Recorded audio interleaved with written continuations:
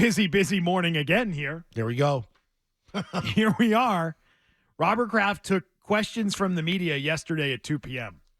And in the course of answering the questions about what was happening with Bill departing, on 2 occasions that I heard, he said, we're going to have more on this in the very near future. And it did not sound like he was just saying that as in, well, we're going to be making a move, obviously. No, he was promising something, that it was going to happen soon, that there would be more to talk about soon, that we would be seeing him again soon, and he would be answering more questions soon.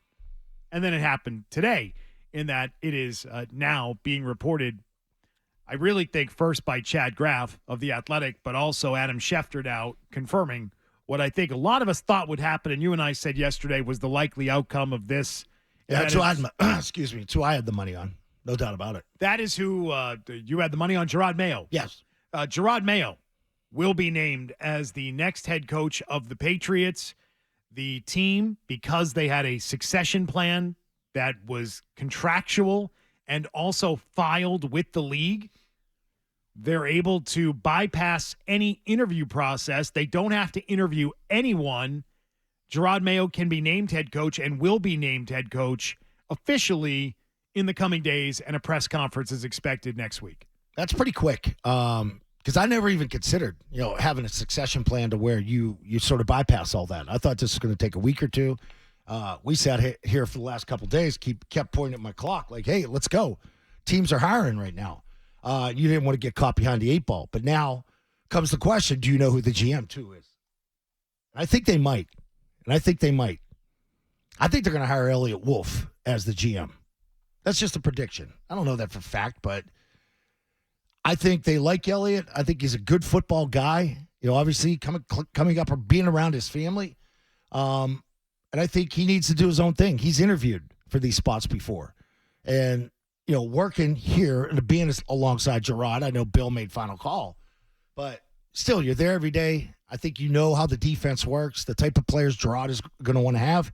And you know the problems you got on offense. And I think you start on offense trying to fix that right away if you're the new GM. That's just taking a shot. Ian Rappaport did report this morning the team will hire a GM.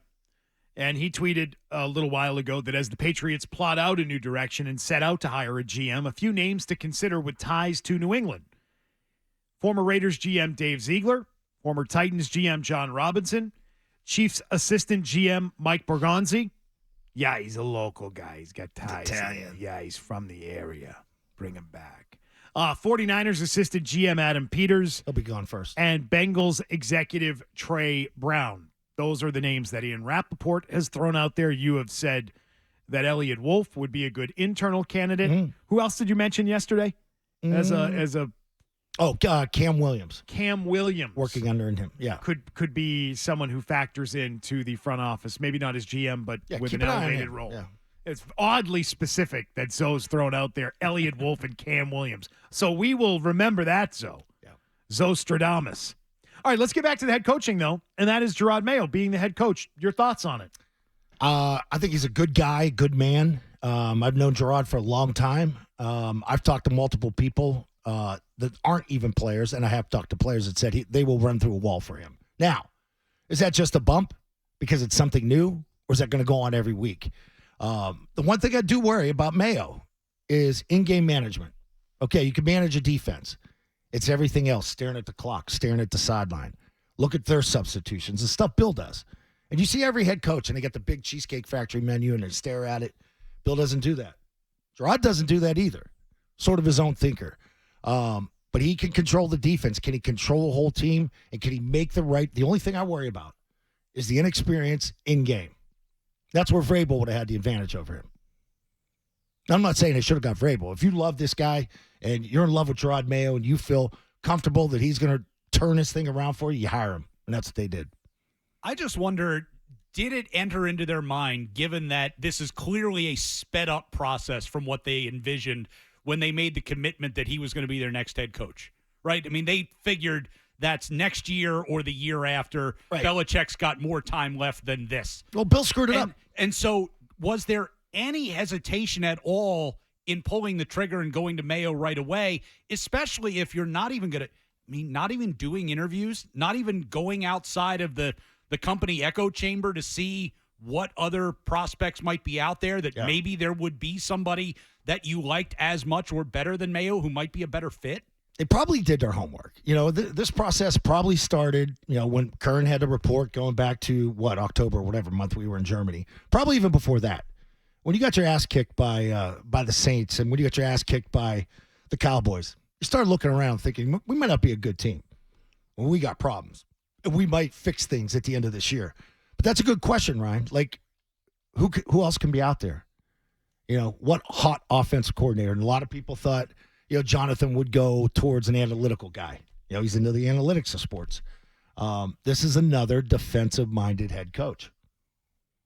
A lot of people don't like that. Well, I think what you're hitting on is sort of the timeline. And because the timeline was accelerated, did it give them any pause? Did it get them to stop and say, is this what it is that we want to do? And I think that what we've learned over the last, let's say, year, I would even go back to the comments that Robert Kraft made on, was it Squawk Box? Was it CNBC? When he said about Bill Belichick, he said, you'd have to ask him, how much longer does he want to coach? We thought, well, that's kind of a weird comment. You're leaving it up to Bill and as far as his contract and how much longer he wants to coach. And I think he legitimately wanted to coach 2 more years, and that's why they signed it up the way they did. Jerod Mayo's contract was set to expire after next year, as was Bill's. So Bill said, I'm going to do this for 2 more years. I'm going to break that record, and we'll see where this goes, and we'll be in a better place, and then Jerod can take over. And it's really being accelerated by 1 year's time is what it comes down to, right? Yeah. They're 1 year ahead of where they thought they would be. They thought this would be happening next offseason. And so I would say, if this was your plan to do it a year from now, what's the difference in doing it now? Right. I mean, in terms of your hesitation and your thought process and what you're going to decide on, why would you decide against him now if a year ago you were already deciding he was going to be the guy after this coming season? Yeah, you got to help It's build not the enough staff. of a gap. Right. And he's been drawing interest now for a few years as a head coaching candidate. He's had interviews. He interviewed with the Eagles. He turned down the Panthers last year when they tried to interview him. Mm-hmm. So it's not as if he's not a candidate already out there. So it's 1 year. Is 1 year going to stop you from hiring? And also, you have to factor in, they put this in a succession plan in a contract and filed it with the league, which is how they're able to get around any interview process right now. A little known rule. And we didn't know that they had done this. Never They talked did. about They it. promised this guy the job. Yeah. That's been cleared up. He was promised the gig. So are you now going to hire someone else over Jerod Mayo after you have contractually set this up for him to be the successor? You're not going to do that. If it didn't go according to plan, then I'm at least going to see what's out there on the market.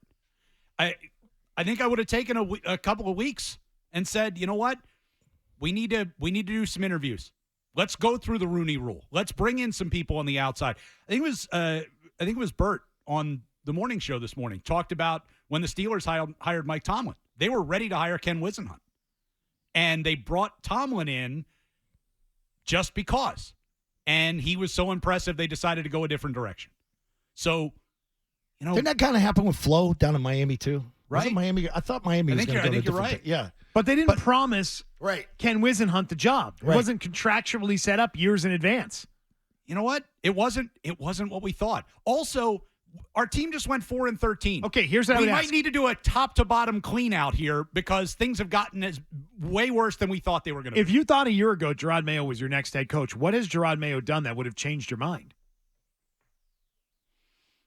He had a good year. I thought Defense had a good year. Defense was good. So you lose. So your what two- changes your mind? You lost your 2 best players on defense, and you still had a competitive, very good defense. And then that report came out about him rubbing people the wrong way, and I thought he answered that fantastically. Yeah, it's my job as a leader. I think the bigger question is, Ryan, because I sort of agree with you. I just disagree with now that you've done it. Now you backtrack and open it up. Why did you contractually? Why did you this? commit to him for the first Yes, in the first place? That to me is a better criticism of this. Why did they do this?